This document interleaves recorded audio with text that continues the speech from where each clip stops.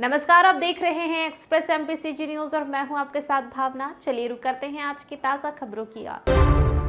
गुरु पूर्णिमा के मौके पर मुख्यमंत्री ने अपने राजनीतिक गुरु के बारे में बताया और कहा कि मेरे राजनीतिक गुरु वासुदेव चंद्राकर थे।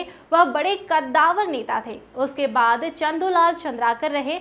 मैं उनके मार्गदर्शन में आगे बढ़ा। आम कार्यकर्ता से ही अब सीखने को मिलता है। महाराष्ट्र की राजनीतिक गतिविधि को लेकर मुख्यमंत्री ने कहा कि सेंट्रल एजेंसियों के माध्यम से पहले शिवसेना को तोड़ा गया और अब एनसीपी को तोड़ा गया। कुछ दिन पहले ही एनसीपी के नेता के यहां छापा पड़ा। जैसे ही वह पार्टी छोड़कर आए, मंत्रिमंडल में जगह मिल गई।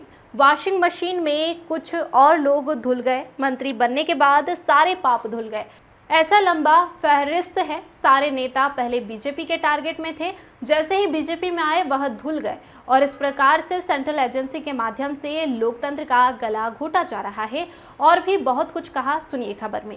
मोदी के दौरे के दौरान राज्य सरकार द्वारा मांग किए जाने पर कहा, नीति आयोग की बैठक में सब बात होती है। हमने सारी बातें कही। जीएसटी का पैसा है, कोल का पैसा बचा है।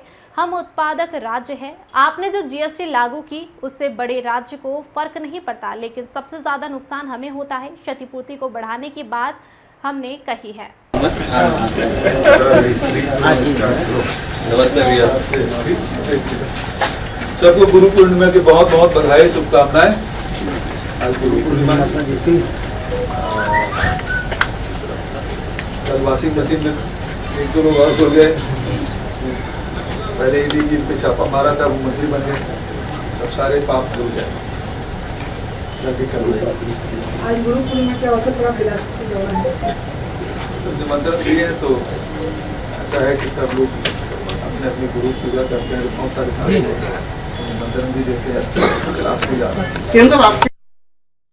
गुरु पूर्णिमा आपसे जानना चाहते हैं। मेरे राजनीतिक गुरु सबसे पहले तो वासुदेव चंद्राकर जी थे, जो जिला कांग्रेस कमेटी के अध्यक्ष 30 साल रहे। मारफेट के 16 साल अध्यक्ष रहे, 4 बार 5 बार विधायक भी रहे। तो बड़े कद्दावर नेता थे और जिसे हमने संगठन की बारीकियां सीखी। फिर उसके बाद चंदूलाल चंद्राकर जी तो हमारे सांसद थे, उसको मार्गदर्शन मिलता ही था। और फिर उस समय प्रदेश कांग्रेस कमेटी के अध्यक्ष दिग्विजय सिंह जी थे। मुख्यमंत्री जब थे तो अटैच टू सीएम था, उनके साथ प्रशासन की भी बारीकियां सीखने को मिला। तो इस प्रकार से इन लोगों के मार्गदर्शन में आगे बढ़े और छत्तीसगढ़ बनने के बाद सबसे सन छूटता गया। तो फिर तो आम कार्यकर्ता ही से सीखने को मिलता रहा। सब साथियों के साथ मिल के बहुत सारे गुण हैं। हम अपने साथ प्रदेश के जो कांग्रेस के कार्यकर्ता हैं, सीनियर नेता हैं, उनसे सब सीखने को मिला। महाराष्ट्र में जो उठापटक चल रही है, तो वही बोला ना, सेंट्रल एजेंसी के माध्यम से ये पहले शिवसेना को तोड़ा। शिवसेना में आधा दर्जन से अधिक नेता थे जिनके खिलाफ सेंट्रल एजेंसी जांच कर रही थी। सारे लोग गए, अब वो जांच बंद हो गई। अभी कुछ दिन पहले ही एनसीपी के नेता के यहाँ छापा पड़ा था। अब वो जैसे एनसीपी छोड़ के आए तो मंत्रिमंडल में बन जगह स्थान मिल गया। उनको कल शपथ लिए बढ़िया से, तो उनका भी पाप धुल गया। वैसे लंबा फेरिस्त है। बंगाल में, आसाम में, महाराष्ट्र में जितने नेताओं के नाम गिन लीजिए, वो सारे नेता पहले भाजपा के टारगेट में थे। रोज उसके खिलाफ बयान होता था, लेकिन जैसे भाजपा में गए सब वॉशिंग मशीन में बिल्कुल चकाचक धुल के बाहर आ गए। उनके खिलाफ कोई कार्रवाई नहीं। अब कोई मुख्यमंत्री बना है तो कोई राष्ट्रीय उपाध्यक्ष बना है तो कोई मंत्री बना है। तो इस प्रकार से सेंट्रल एजेंसी के माध्यम से लोकतंत्र का गला घोंटा जा रहा है।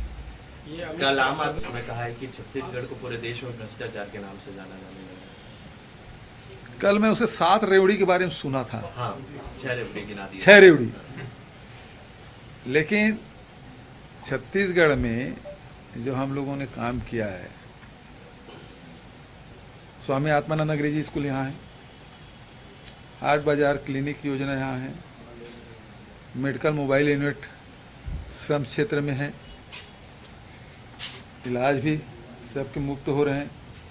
बिजली बिल हाफ योजना का भी लाभ यहाँ मिल रहा है और राशन भी 35 किलो हर परिवार को दिया जा रहा है, जो कि अपने भाषण में नहीं दिया।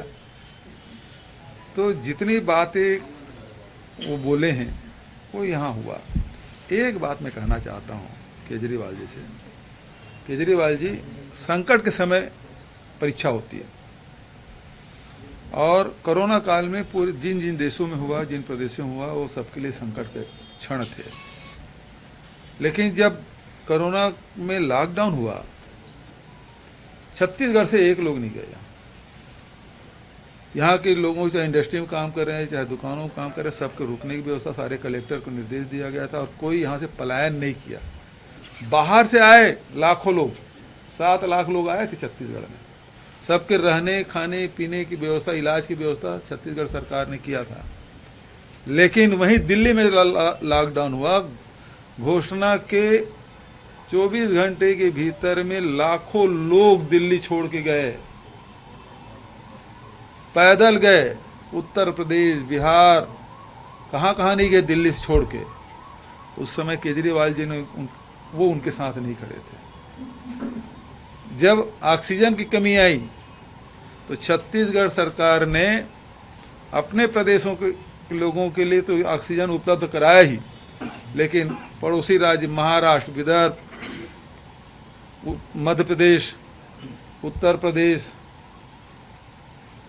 पंजाब, राजस्थान, सब जगह ऑक्सीजन उपलब्ध कराने का काम किया है, जहाँ जहाँ डिमांड आई। लेकिन केजरीवाल जी एक बार नहीं, वो राजनीति करते रहे, लेकिन कभी हम लोगों से बात नहीं कि हमको ऑक्सीजन दो। मैंने तो एम्स में भिजवाया भी, प्रियंका जी फ़ोन किए थे तो उसके बाद मैं एम्स में भिजवाया भी दिल्ली, लेकिन केजरीवाल जी का फ़ोन नहीं आया था।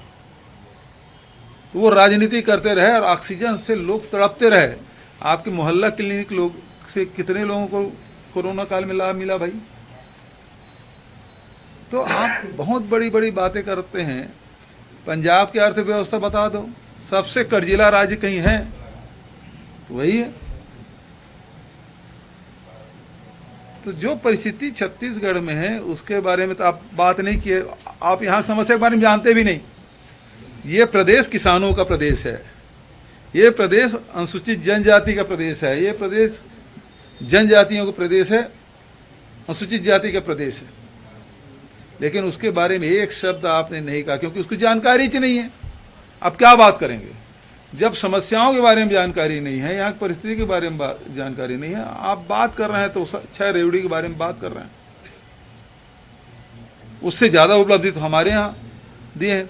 दिल्ली में किसान कम है, कुछ गांव हैं जहाँ खेती किसानी करते हैं, उसके लिए क्या किया आपने? छोटे हिस्सा है तो उसमें तो आप ज़्यादा कर सकते थे। कुछ गांव जुड़े हैं दिल्ली में, एक नगर निगम तो है, महानगर निगम, और उसके बाद कुछ गांव हैं। उस गांव में गया भी हूं मैं, लेकिन वहां के लिए कुछ तो इस प्रकार से क्या कुछ मांग रहेंगे क्या आपकी ओर से छत्तीसगढ़ के लिए? क्या मांगा जाए? आने वाले दिनों में चुनाव भी है।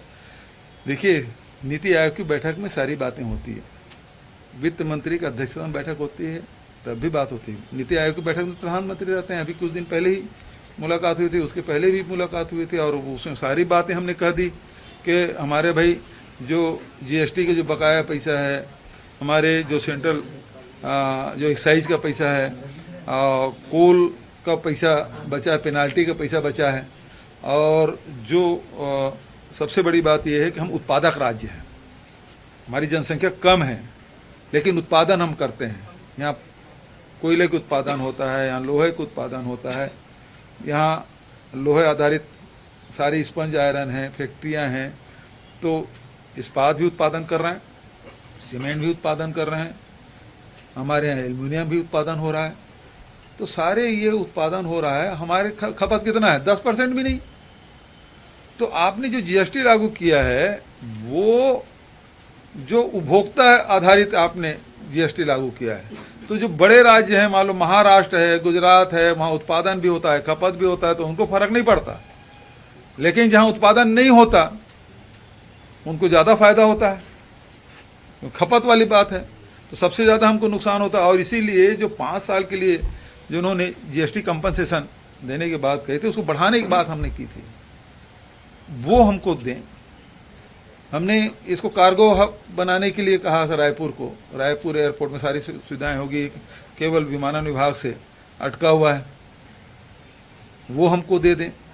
रेल जो बंद है, यहाँ भाई कोयला ढुलाने के नाम से यात्री ट्रेन आप बंद कर रहे हैं पूरे छत्तीसगढ़ से, ये तो छत्तीसगढ़ के लोगों के साथ अन्याय है, वो हमको दे देते। तो ये सारी चीज़ें हैं जिसके बारे में मैंने बात की, लेकिन उसका रिजल्ट नहीं आया, तो फिर मैं मांग को दोहरा देता हूँ। ये अमित शाह उनके दौरे से 2 दिन पहले आ रहे हैं, 2 दिन यहाँ पे। अब मुझे क्या पता भाई कि वो संगठन के नाम से आ रहे हैं कि सरकारी दौरा है, वो हमारे पास तो प्रोटोकॉल नहीं है जो मीडिया के माध्यम से पता चलता था ऐसा संगठन के लिए है। तो इसका मतलब अमित शाह जी संगठन में के लिए 2 दिन दे रहे हैं, इसका मतलब ये है कि भारतीय जनता पार्टी संगठन खत्म है, तभी वो 2 दिन के लिए बैठक कर रहे हैं। हाँ जी भीमतरिया जी बोलिए। गैस सिलेंडर को देखिए सीधे 500 रुपया ये है कि राजस्थान में उन्होंने दिया है, अब कुछ तो घोषणा के लिए रखना पड़ेगा। सब काम अभी कर रहे हैं तो घोषणा के लिए क्या है, तभी हमारे जो घोषणा समिति बनेगी उसमें सब चीज आएगा, तो वो देखिएगा क्या क्या होता है। ये लेकिन फ्री इलेक्ट्रिसिटी की कल बात बोले, हेल्थ एजुकेशन केजरीवाल बोले, अब आपके धान का कार्ड बीजेपी ढूंढ रही, इन घोषणाओं का जनता की। अरे तो फिर फ्री बिजली तो भैया हम तो आम उपभोक्ताओं को दे रहे हैं। एक चीज बताओ मुझे, जब पूरे दिल्ली में बिजली फ्री है, अभी कुछ दिन पहले 10% बिजली का रेट बढ़ा है प्रति यूनिट, बढ़ा कि नहीं बढ़ा है दिल्ली का, तो किसके लिए बढ़ा है? इसका मतलब यह है कि पूरे दिल्ली के लोगों को बिजली फ्री नहीं मिल रहा है, कुछ लोगों को मिल रहा है। और यहाँ 42 लाख परिवारों को हम बिजली बिल 400 यूनिट तक आधा दे रहे हैं, 3700 करोड़ रुपए तक सब्सिडी दे चुके हैं। किसानों को 3 हाउस पावर 5 हाउस पावर तक बिजली हम लोग मुहैया करा रहे हैं। और वो पंजाब के मुख्यमंत्री आ रहे हैं, 8 घंटा बिजली दे रहे हैं। अरे यहाँ तो 24 घंटा बिजली है भाई, पहले से है। लेकिन अब उपभोक्ताओं की संख्या, भाई रमन सिंह के समय में मैक्सिमम जो डिमांड कितनी थी, शायद 4000, और अभी 5400 मैक्सिमम डिमांड है, 5400 मेगावाट वह है। तो बिजली खपत बढ़ा है, उसके बावजूद भी पूर्ति आबाद गति से हो रहा है। तो वो क्या बात करेंगे, किसको गुमराह कर रहे हैं भाई? 8 घंटा बिजली दे रहे हैं, उपलब्धि है, तो यहाँ मतलब 8 घंटा करेंगे क्या, 24 घंटे घटा के? ठीक है, थैंक यू। दिल्ली सरकार को, सर दिल्ली सरकार आपने जो एडवर्टीजमेंट पे कितना खर्च किया है वो बताइए। असल में दिल्ली सरकार ने कहा था कि जो रैपिड ट्रांसपोर्ट सिस्टम है उसमें करीब 500 रुपए की लागत आने वाली है, उसके पास पैसे नहीं। अरे आप पार्टी वालों के बारे में ज्यादा बात मत करिए कि वो पंजाब सरकार के वो 50-60 करोड़ की कोई लोगों को सहायता दे रहे थे, और उससे ज्यादा कोई विज्ञापन में खर्चा कर दिया था पूरा ऑल ओवर इंडिया। ठीक है, वो इस प्रकार से। चलो ठीक है।